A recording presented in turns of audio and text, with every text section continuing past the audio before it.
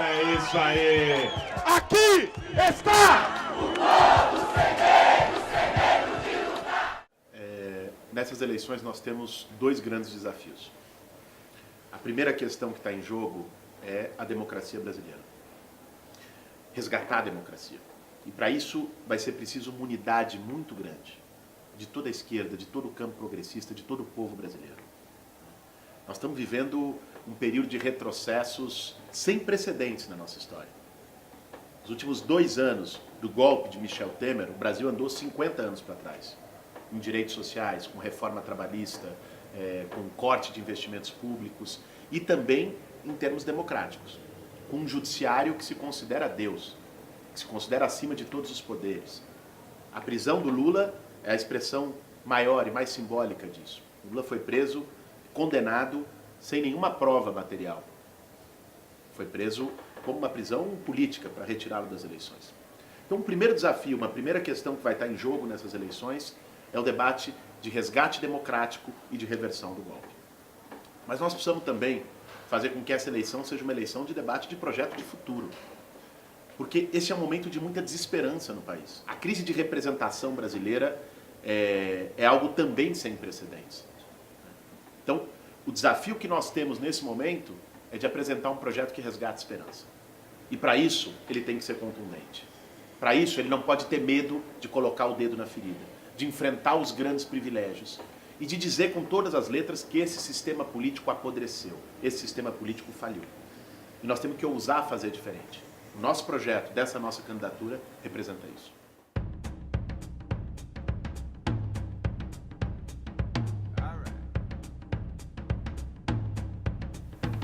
A descrença com a política e a desesperança, ela pode ser canalizada por vários lados. A Espanha mostrou isso para nós. O 15M, o Movimento dos Indignados, o caldo político representado por essa crise de representação, de um lado deu origem ao Podemos, de outro lado deu origem aos Cidadãos. Em lados diferentes, com opções políticas diferentes. Mas os dois, de algum modo, canalizaram um anseio das pessoas pelo novo. Do nosso ponto de vista, o Podemos de uma maneira mais autêntica, né? E os Cidadãos de uma maneira mais farsesca. Aqui no Brasil, claro, guardadas as diferenças, né? Ninguém repete experiências não se exportam nem se importam. Nós estamos construindo um caminho próprio e o Bolsonaro no Brasil não é os Cidadãos, é muito pior, né? Aqui no Brasil, a insatisfação, a descrença com a política, em uma medida importante, está sendo apropriada pela direita e pela extrema-direita. Já foi assim nas eleições municipais de 2016, com a figura dos gestores. Gente que dizia, muito ligada ao mercado sempre, eu não sou político, eu sou gestor. E as pessoas ganharam muitas eleições em grandes capitais brasileiras, inclusive em São Paulo. Agora, o Bolsonaro representa esse sentimento de descrença com um discurso autoritário, da ordem. Ele é um ex-militar, foi capitão do Exército Brasileiro, expulso do Exército, aliás, por indisciplina. Mas ele diz, olha, no momento em que as pessoas estão com medo, estão sem perspectiva de futuro, né, ele bate na mesa, grita alto e fala, eu vou botar ordem na casa. A grande bandeira dele é liberar o comércio de armas, dizendo que isso vai dar segurança para as pessoas. E esse discurso, num momento de fragilidade, de vulnerabilidade das pessoas, de medo, de insegurança, esse discurso tem eco. E ele tem crescido aí.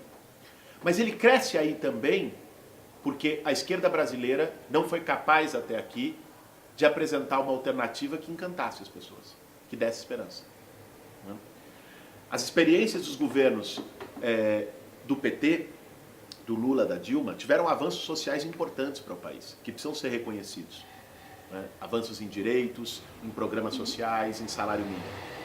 Mas fizeram política do jeito mais tradicional, se aliando com os mesmos de sempre, sem mobilizar a sociedade, governando junto com as oligarquias que sempre mandaram no Estado brasileiro, com velhas práticas também. E isso ajudou a criar desesperança e desilusão, a associar a esquerda como parte da crise de representação e não como alternativa à crise de representação. E isso fez com que setores de extrema-direita tentassem ocupar esse espaço de maneira farsesca. O Bolsonaro é isso. E é um perigo real, claro que é um perigo. Agora, a maior forma de enfrentar o Bolsonaro é exatamente dialogando com a insatisfação da política. É chegar nos jovens que estão dizendo que vão votar no Bolsonaro porque ele é de fora da política, né? Que vão votar no Bolsonaro porque ele não está envolvido com podridão, embora esteja, né? É uma mentira. Ele é deputado há 26 anos. Em 26 anos aprovou 2 projetos. Ele é uma enganação completa, né? Nós temos que dialogar com essa juventude. E para isso tem que ser um projeto sem rabo preso. Para isso tem que ser um projeto de enfrentamento a privilégios, que diga a verdade, que olhe no olho das pessoas. É nesse caminho que a gente acha necessário fazer o enfrentamento, né? A Bolsonaro e a tudo que representa a velha política no Brasil.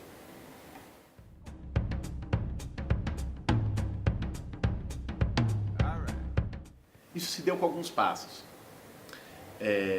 Primeiro, depois do golpe parlamentar no Brasil, o cenário político se acirrou muito. E a política foi para as ruas, a política transbordou para as ruas. E, nesse momento, a gente criou a Frente Povo Sem Medo, que reuniu mais de 35 movimentos sociais no Brasil para lutar contra o golpe, contra o Temer, pela democracia. A Frente Povo Sem Medo fez muitas lutas de rua, né?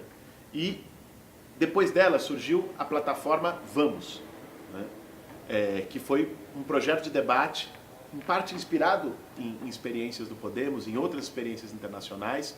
Foi um debate de baixo para cima, discutir programa com círculos, em praças públicas, com uma diversidade, e a gente foi começando a formar um projeto para o país. Isso deu as condições para montar uma aliança. Nós montamos uma aliança. Essa aliança vem vários movimentos sociais, o MTST, os povos indígenas, com a Sônia Guajajara, que é minha companheira de chapa, a primeira indígena numa chapa presidencial na história do Brasil, a Mídia Ninja, que tem uma experiência de comunicação e cultura extraordinária, se juntou com movimentos de juventude, setores do movimento negro, feminista, LGBT, com muitos artistas, com intelectuais, professores, né? E desse caldo, esse caldo, na verdade, foi acolhido generosamente pelo PSOL, pelo PCB, que são 2 partidos políticos já constituídos no Brasil, né? E o PSOL, sobretudo, encampou essa aliança, formou essa aliança com os movimentos sociais, abrindo a cabeça de chapa para mim, que venho do movimento de luta por moradia, e para a Sônia Guajajara, que vem do movimento indígena, representar esse projeto nas eleições. E que é um projeto que nós temos a convicção. Ele não se encerra nas urnas. Ele não acaba daqui a 60 dias em outubro. É um projeto para uma geração. É um projeto que não se contenta apenas com vitórias eleitorais. Nós não vamos entrar nesse jogo. Nós vamos lutar por vitória eleitoral, mas fazer de um novo jeito. Fazer em cima daquilo que a gente acredita. Fazer com um processo de mobilização construído de baixo para cima.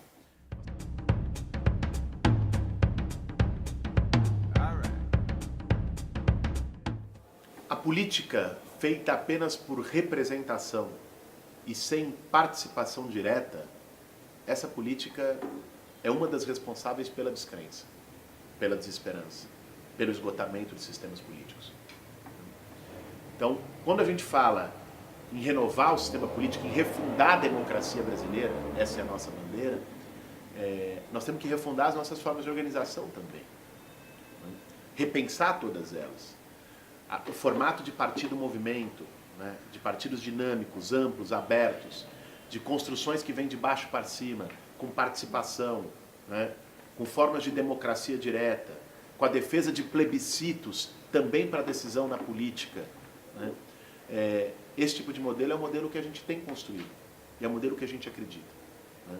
A gente ter as nossas organizações políticas mais conectadas com o que pensam as pessoas, aproximar o poder das pessoas.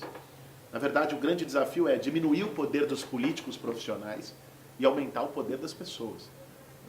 Esse desafio tem que se expressar nos nossos movimentos sociais, nos nossos partidos e no Estado, quando a gente for governar. Porque nós temos um projeto de mudança profunda, de combate à desigualdade, aos privilégios, né? De uma verdadeira revolução democrática no Brasil. Para esse projeto ser viável, não é com as velhas formas de poder se baseando em negociatas no parlamento apenas. Para esse projeto ser viável, nós vamos ter que ter um processo amplo de participação e de mobilização da sociedade. Nós tivemos a Primavera Feminista, que foi um dos principais movimentos responsáveis por derrubar o Eduardo Cunha, que foi o capitão do golpe.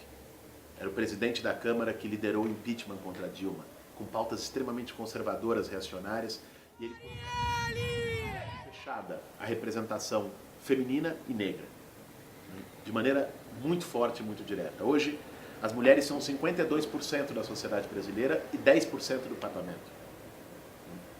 Nós tivemos um caso muito emblemático, que é o caso da nossa companheira Marielle Franco. Mulher negra, lésbica, que ousou ocupar a política e foi assassinada. Covardemente assassinada por aquilo que ela é, por aquilo que ela era, pelo que ela representa. Né? Então, esse é um momento de muita efervescência na política brasileira e que muita coisa nova está acontecendo. O movimento feminista e o movimento negro aqui no Brasil tem crescido muito. E tem, evidentemente, ocupado espaços de maior representação. Né?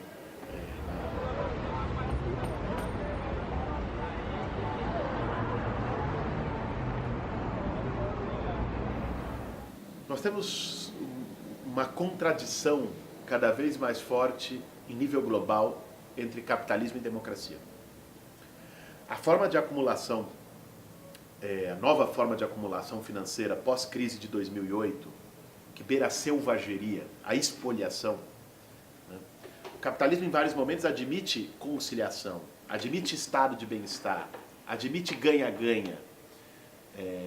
Nos momentos onde a crise se aprofunda e se apresenta, a única alternativa que ele oferece para os povos é a expoliação. E, bom, se o povo diz o contrário por meio da democracia, a democracia é anulada pelo mercado. Nós temos visto isso acontecer em termos internacionais. Mas se eles globalizam os mercados, nós temos que globalizar as resistências. Nós temos que globalizar a esperança. Né? Nós precisamos reconectar com as várias novas experiências que têm surgido de esquerda no mundo, novas experiências de partidos, movimentos, né? Novas experiências de organização de juventude, de canalização da esperança. Nós temos hoje o desafio de unificar essas experiências ou de conectar essas experiências em escala global.